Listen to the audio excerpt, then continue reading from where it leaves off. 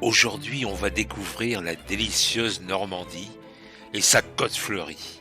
En route pour Honfleur, un écrin de verdure en prenant le pont de Normandie. C'est très impressionnant. Ce pont à haubans enjambant l'estuaire de la Seine et le reliant le Havre au niveau de la commune de Sandouville à Honfleur, la conception de cet ouvrage est exceptionnelle. Et en bas, Honfleur nous attend.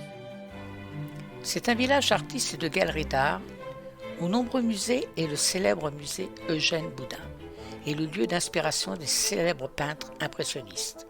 Et juché en haut l'église Sainte-Catherine, classée monument historique en 1879. Partiellement recouverte de bardeaux en bois de châtaignier, que l'on nomme dialectiquement essent et qui constitue donc un essentage. À voir l'église Saint-Léonard de style gothique flamboyant, ainsi que les greniers à sel. 3 greniers ont été édifiés en 1670 en vue du stockage du sel pour la Gabelle, en grande partie avec des pierres issues des anciens remparts de la ville. Son vieux bassin reflète les façades des maisons recouvertes d'ardoises, la lieutenance avec la plaque de Samuel Champlain, ses nombreux restaurants et cafés-terrasses. Honfleur fourmille de vie. La découverte s'y fait à chaque coin de rue et de ruelle.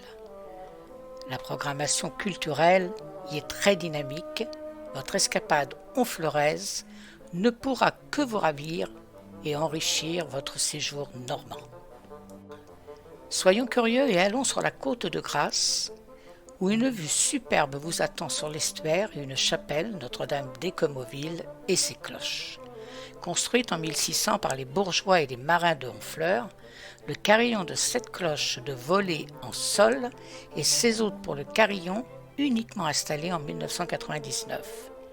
Chaque cloche est joliment ornée. Un week-end à Deauville et sa petite sœur Trouville sont signes de détente, de gastronomie, parfois de frénésie. Qui ne se souvient pas d'un homme et d'une femme, le film de Lelouch, sur les fameuses planches. Deauville attire les grandes marques de luxe, son hôtel célèbre, son festival de cinéma américain chaque mois de septembre et son fameux casino fréquenté par les célébrités et les tournois internationaux de poker. Il faut que je vous raconte la fabuleuse histoire normande de Françoise Sagan. En 1958, elle loue à Écomoville le manoir du Breuil.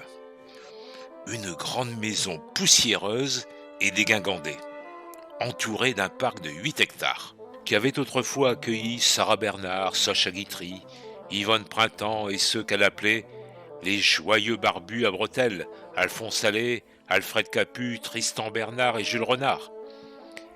Et elle découvre que le casino de Deauville est toujours ouvert, proche et accueillant. Elle y passe toutes ses nuits en compagnie de ses 2 meilleurs amis, Bernard Franck et Jacques Chazot. Et, à l'aube du dernier jour de location du manoir, le 8 août, elle gagne à la roulette, grâce au chiffre 8, 80 000 francs de l'époque. Le jour même au petit matin, François Sagan nous le raconte, elle pose le tas de billets sur la table de la cuisine et devant le propriétaire des lieux, l'affaire est faite et elle achète la maison avec cet argent, étant d'emblée décidée à y rester toute sa vie. Elle y passe des étés à écrire ou à faire la sieste dans un pré, ses Scottish Terriers assoupis contre elle, et à aller au casino. Fabuleux! À Trouville, on a flâné sur sa longue jetée et cherché son poisson sur le bord du port et dégusté une assiette d'huîtres ou de crustacés avec un verre de vin blanc. On y fait son shopping à l'intérieur de la ville, qui a vu passer en son temps aussi des écrivains, des peintres et encore aujourd'hui Marguerite Duras, qui loge pendant longtemps face à la mer. On ressent encore le passage de Belmondo et Gabin dans Un singe en hiver, qui fut en partie tourné et également à Villerville, au cabaret normand, renommé Tigreville pour l'occasion. Sillonnons cette côte pour voir toutes ces petites villes qui bordent la mer. Riche de ses 3 plages de sable fin et de sa campagne verdoyante, Blonville se trouve au cœur de la côte fleurie. Certaines plages ne sont accessibles qu'à marée basse. La ville se situe au pied des falaises du mont Canisy. Comme beaucoup de stations balnéaires ici, celle de Villers-sur-Mer est très fleurie. Cette villégiature est tranquille et très familiale et a la particularité d'être bordée par deux espaces naturels protégés, les falaises des Vaches Noires et le marais de Blonville. Mais pourquoi les appelle-t-on les Vaches Noires ? Oui, entre Houlgat et Villers-sur-Mer. Le nom de Vache Noire provient de la présence de gros blocs de craie sur la plage recouverte d'algues, et leur forme évoque un troupeau de vaches passant au pied de la falaise. Ce lieu est d'une richesse géologique incroyable. Quel calme ici! Houlgat est une station balnéaire bien animée. Sa plage est l'une des plus populaires. Entre villas, manoirs, hôtels particuliers et châteaux, son patrimoine riche et original rend compte de l'éclectisme architectural qui régnait autour de 1900. Contemplez les villas au style New Normand, avec leurs toits pointus et leurs murs de briques. Elles confèrent à la ville charme et caractère. Fermez les yeux, et Marcel Proust apparaît entouré de ces jeunes filles en fleurs. Qui ne connaît pas Cabourg ? Ah, je vois peu de personnes. Réputée comme l'une des villes les plus romantiques au monde, il est vrai qu'elle a conservé son charme de la belle époque. Entre son architecture prestigieuse, son plan en théâtre gréco-romain et ses jardins, Cabourg attire des touristes des quatre coins du monde. Si vous venez pour quelques jours, faites un tour au Grand Hôtel de Cabourg. Vous serez émotionné par le charme suranné de la belle époque. Ici, entre 1907 et 1914, Marcel Proust avait ses habitudes dans la chambre 414. Et revivez les scènes de cinéma tournées dans le Grand Hôtel. Les Dames de la Côte, La Boum, les trois opus du Cœur des Hommes, le fameux Intouchable. Bref, cette petite ville a plus d'une corde à son arc pour vous séduire.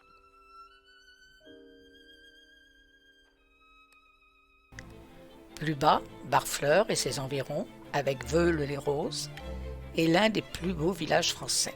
Ici, l'eau de son fleuve ruisselle sur les roues des moulins. Ses demeures à colombages et ses parcelles fleuries ont séduit des grands artistes comme Victor Hugo ou l'acteur de cinéma Paul Maurice. La commune est connue pour ses velaises, une huître élevée en pleine mer. Pourquoi et comment visiter le pays d'Auge en Normandie ? Vous allez avoir la réponse très vite. Pour ceux qui aiment faire du vélo, c'est un moyen efficace en dilettante pour voir et s'arrêter dans tous les villages. Ou alors le coup de cœur préféré de faire le parcours en Dedoche ? Non ? Pour poursuivre ce moment à deux, Génération Voyage vous propose une visite insolite de la Normandie en 2 chevaux. Du pays d'Auge aux plages du débarquement, de Bayeux à Honfleur en passant par Deauville, vous admirez la variété des paysages normands. À bord de votre Dedoche, le Calvados et l'arrière-pays normand n'auront plus de secrets pour vous. Ne perdons pas notre odorat et filons jusqu'à Pont-l'Évêque, célèbre par son délicieux fromage. Et par le Calvados du Père Magloire, 200 ans que cette maison produit. Désormais, le musée Calvados Père Magloire Expérience vous propose de découvrir les secrets de fabrication dans une expérience multisensorielle. Dégustons, prenons un air pur, à vélo, pourquoi pas. Quand on entre dans le pays d'Auge, on est aimanté par sa beauté et son charme. C'est une icône de la Normandie. Maison à colombages, plage de sable fin, château, abbaye et ses très célèbres haras. C'est là qu'on élève les fameux yearlings qui font l'objet de cotations et d'enchères internationales à Deauville. Et on y va aussi pour la gastronomie. Oui, le camembert et d'autres fromages, le Livaro, le Neuchâtel, une région labellisée, région d'art et d'histoire. Faisons une boucle normande et Pont-de-Mer nous transporte au fil de la Rille. Le bois de la forêt, la terre des sentiers et la pierre d'autrefois. Les ruelles médiévales et les canaux du centre de Pont-de-Mer. L'ancienne cité des tanneurs présente de nombreuses maisons à pans de bois avec encorbellement. C'est un véritable retour à la source du bien-être dans le calme absolu. Que revoyons-nous? Mais ce sont nos fidèles de chevaux qui trimballent les touristes. Coucou! Les maisons datent du XVIe siècle au XVIIIe siècle. C'est un voyage dans le temps. C'est un label plus beau village de France. Village de cartes postales avec des couleurs, des fleurs et de charmantes boutiques. Poussons notre curiosité. Saint-Germain-de-Livet. Quel beau manoir à colombage du XVe siècle avec un bâtiment en pierre et briques du XVIe. Ce château nous a conquis. Ce n'est pas le plus ancien, ce n'est pas le plus grand, mais c'est certainement le plus unique. Le manoir à colombage possède encore d'anciennes fresques sur les murs. Et la partie en pierre et briques possède quelques éléments verts dans le décor extérieur, ce qui est très rare.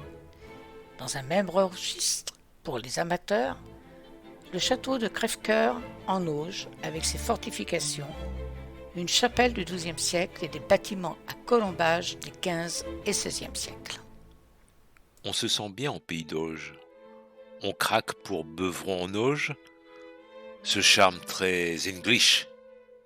Une autre pépite, Beaumont en Auge, village où il fait bon flâner dans les rues peuplées de maisons colorées à colombage et pousser la porte de boutiques typiques.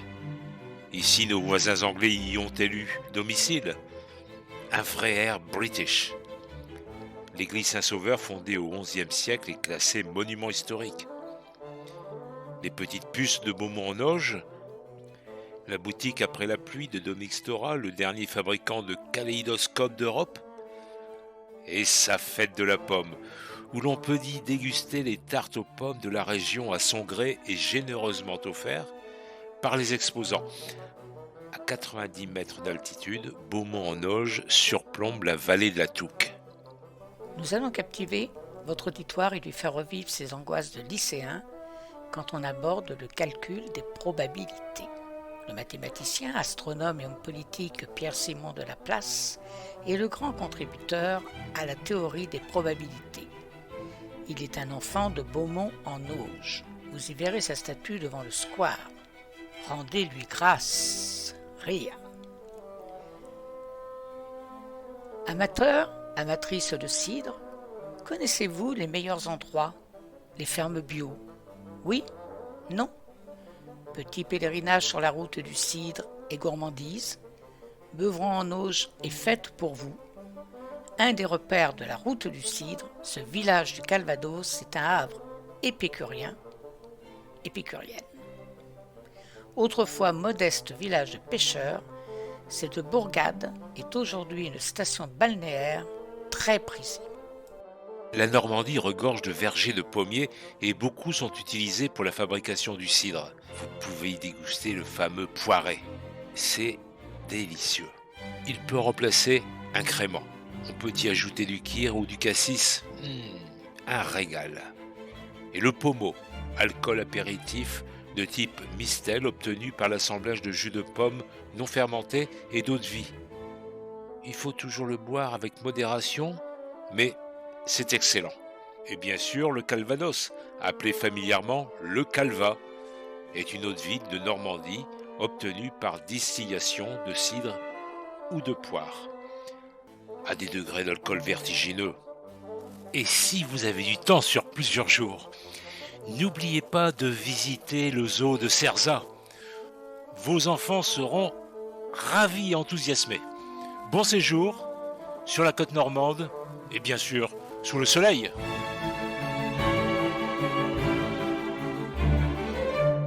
Nous vous remercions de votre écoute et n'oubliez pas de liker et de cliquer sur la petite cloche pour nous suivre vers de nouvelles aventures.